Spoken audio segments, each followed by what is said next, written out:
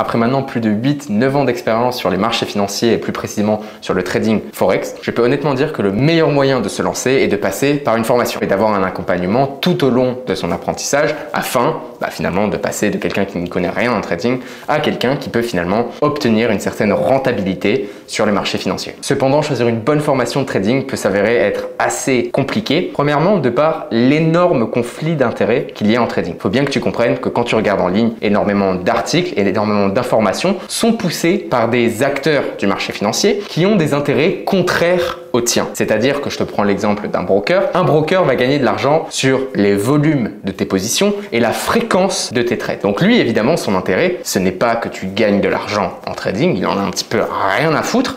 Son intérêt, c'est évidemment que tu trades gros et que tu trades beaucoup. Qui a beaucoup d'argent pour pousser, que ce soit des formations gratuites ou des articles? Ce sont les courtiers. Maintenant, dans le même panier, on a aussi les IB, c'est-à-dire toutes les personnes que tu vois sur Instagram, sur YouTube, sur Snapchat, qui leur seul but est juste de te pousser chez un courtier, chez lequel ils vont évidemment avoir une commission quand ils te renvoient chez eux. Aujourd'hui, pour tous les débutants traders, il faut aussi pouvoir éviter les arnaques. Donc, ce que j'appelle arnaques dans les formations de trading, ce sont tout simplement les faux traders. J'avais d'ailleurs fait une vidéo que tu peux aller voir ici sur justement comment reconnaître les faux traders. Et c'est pourquoi il y a un énorme conflit d'intérêts dans le trading. Et donc dans cette vidéo, on va voir exactement comment bien choisir une formation de trading et faire un choix qui est réfléchi, qui est construit et qui a finalement le plus de probabilité de t'aider à atteindre tes objectifs en trading ou en finance.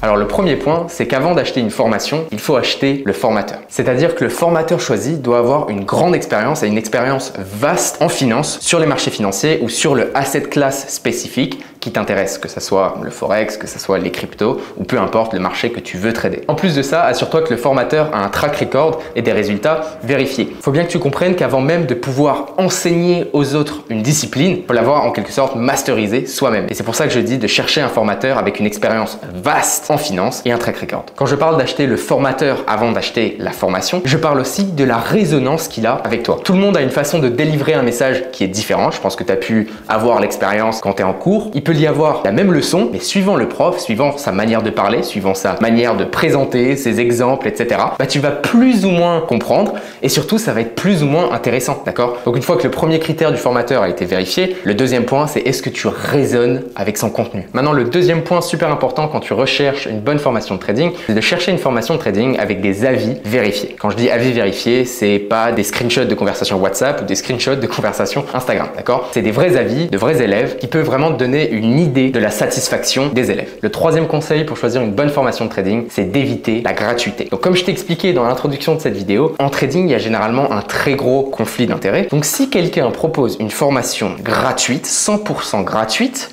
méfie-toi, il y a généralement une raison pour laquelle cette personne offre une formation 100% gratuite. Comme je t'ai dit, ça peut être une formation généralement offerte par un courtier. Ça peut aussi être une formation gratuite au premier abord qui en fait, quand tu suis la formation, c'est des upsells tout le long pour te vendre d'autres choses qui au final te coûtent encore plus cher que si tu avais acheté une formation avec un prix affiché de base. Ou encore, ça peut être une formation qui est juste remplie d'affiliations et de partenariats et c'est simplement de cette manière-là que la personne qui a créé la formation va pouvoir être rémunérée. Ou encore, ça peut être une formation qui finalement est tellement basique, tellement bateau que finalement elle ne sert pas à grand-chose. Il faut bien que tu comprennes qu'en trading, la rentabilité vient avec le fait d'avoir un edge. Donc par exemple, si tu apprends juste l'analyse technique, comment tracer une trendline, un support, une résistance, ou bref, peu importe, c'est des informations que tout le monde a, d'accord? Ça, en soi-même, ce n'est pas un edge. Ce sont des informations, des connaissances à avoir en trading, c'est bien, mais c'est pas ça qui va te faire devenir un trader rentable et régulier surtout sur les marchés à long terme. Et enfin, mon dernier conseil pour choisir une bonne formation de trading, c'est de tout simplement comparer les offres disponibles. Il n'y a absolument pas de mal à hésiter et de, comme je te dis, comparer, regarde ce que chacun propose, regarde le formateur avec qui tu résonnes le plus, les contenus qui t'intéressent le plus, les façons de faire qui t'intéressent le plus. Il y a plein de formations sur le trading disponibles. Donc ne saute pas forcément sur la première que tu vois et n'hésite pas à comparer, à faire tes choix, puis à aller avec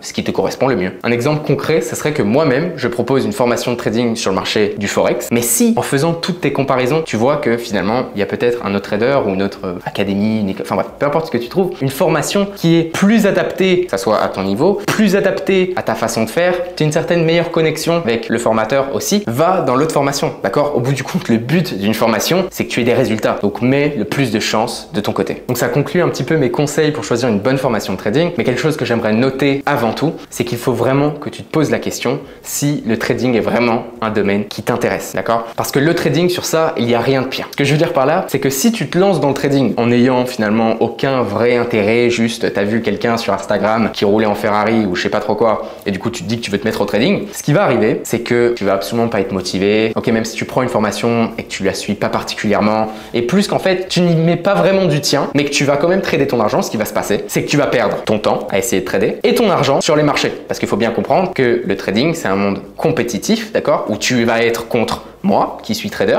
tu vas être contre des institutions, tu vas être contre des banques, tu vas être contre d'autres traders, des hedge funds, etc. Et avec tes petites connaissances, tu vas juste pas faire le poids. Donc, tu vas faire partie des traders perdants. Ok, donc tu vas perdre ton temps et de l'argent. Donc, ce que je veux dire par là, c'est que si tu sais pas encore si le trading, ça t'intéresse trop, te lance pas dans le trading tout de suite. D'accord? Donc vraiment d'abord réponds à cette question, est-ce que tu veux vraiment te mettre au trading ou pas vraiment? Et auquel cas, juste reste loin du trading, il n'y a absolument aucun mal avec ça. Tu peux faire un autre business, tu peux faire plein d'autres choses. Maintenant, si ta question c'est est-ce que le trading m'intéresse, je t'invite à aller regarder toutes les autres vidéos que j'ai ici sur YouTube. Je fais que des vidéos sur le trading, la finance, l'investissement, comme ça tu pourras en savoir un petit peu plus. Sur ce, j'espère sincèrement que cette vidéo t'a plu. N'hésite pas à lâcher un like si c'était le cas. C'était Elliot, je te souhaite une excellente fin de journée.